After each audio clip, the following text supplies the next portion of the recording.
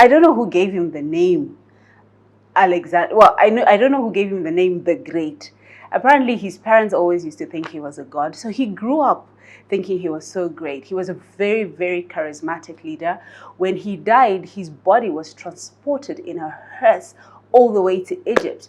But his reputation started to fade soon after his death. Are you surprised? Then, 300 years later, after Alexander the Great died, came Jesus Christ. Mind you, Alexander the Great died at 33. Jesus Christ died at 33. He never called himself a god. He never had an army of thousands of people like Alexander the Great had. He only had 12 disciples. But we still hear about him today. His body was not transported in a hearse. Because of his character, we still talk about Jesus today. Why am I talking about Alexander the Great and Jesus Christ? I was teaching while I was coaching a session in Dubai 2 weeks ago, and I was coaching on the importance of building character. But you can't talk about the importance of building character without the ingredients needed to build character. The major ingredient needed to build character is hardship. Many, many books have been written on charisma and on character. You guys remember at the beginning of the year, I was doing an episode on 100 days of character. Why? Because it's really important for you to be able to differentiate the difference between character and charisma. Any day, I would rather have a very good character than just be simply magnetic and charismatic, because charisma only lasts because everybody else is applauding you, whereas character is inner strength, is inside of you. Whether you have people around you or not, you're stable, you're anchored, and you can navigate your way through life. Hello, my name is Makosi, Africa's #1 life coach. Today we're going to navigate through what do we do during the hard times whilst character is being built.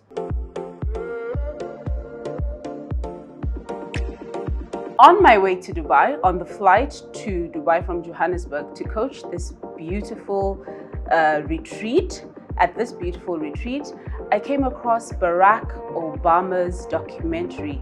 I think it's called Pursuit of Union or A Perfect Union. You should check it out. If you fly Emirates, it's always on Emirates. I don't know if it's on Netflix or Showmax. I'm not one of those. And when you look at Barack Obama's story, this is a guy who only saw his father twice in his whole entire life. And when you see the hardships he went through, even from like zero to becoming the president of the United States of America, you can tell that there is a reward that comes with hardship, and that reward is character. What is character really? Character is the tool that you need to navigate through life. So Makosi, I'm going through a hard time right now, and I know you've talked about character. What do I do whilst I am going through the hard time? Number one, speak life. The Bible tells us that life or death are created by our tongue. Speak life. Do not complain. When I say don't complain, I mean go to people or go to mentors or go to coaches to seek help.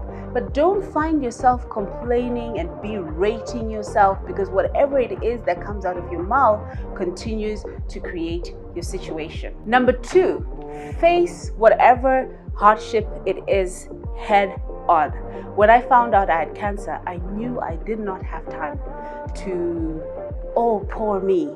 Because the difference between stage 1 cancer and stage 4 cancer can be weeks, it can be months, it can be days. So I knew I had to do something about it. I knew I couldn't look at the prognosis, bury it somewhere, procrastinate, and think I'm going to do something tomorrow. I knew I had to do it, and I had to do it now. So what did I do? The first thing I did when I found out about cancer, I went on Google, best cancer doctors in South Africa. Why South Africa?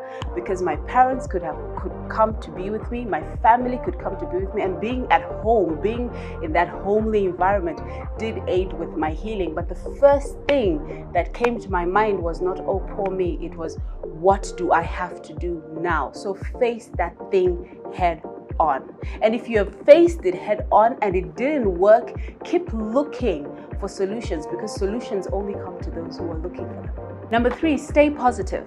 Now, this sounds really easy, but as a coach, I can tell you that it can be really complicated, because staying positive is a habit.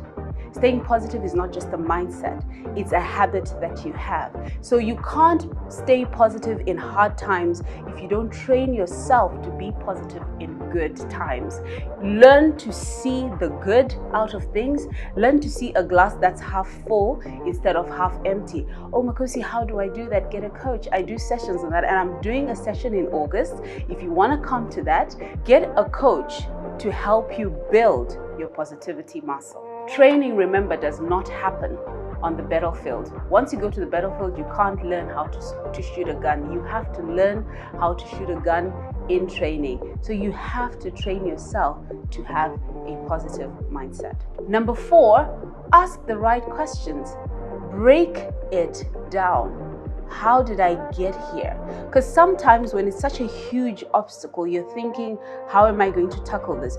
Break that huge obstacle into little obstacles, and as you conquer every small obstacle, you can see the picture in view. It's almost like when you want to let go of some weight. I don't like calling it lose some weight. When you want to let go of some weight, instead of wanting to wake up a size 10, whatever is healthy for you, you don't just stop eating, stop doing this. You start small. Number 1, are you sleeping well? Should you be sleeping well? Are you drinking enough water? Should you be drinking enough water? Are you eating too much sugar? Should you be cutting down sugar? So you want to start small, look at the picture, look at the bigger picture, and ask yourself, how can I tackle this stage by stage? And ultimately, really, when you think about it, it depends on the kind of person you are. Is life happening to you, or is life happening through you? You have to try and see life as something that is happening through you, and you don't make that problem about yourself. And when you fear your struggles consume you. But when you confront your struggles, you consume your struggles. Until next time, take care of yourselves and take care of each other.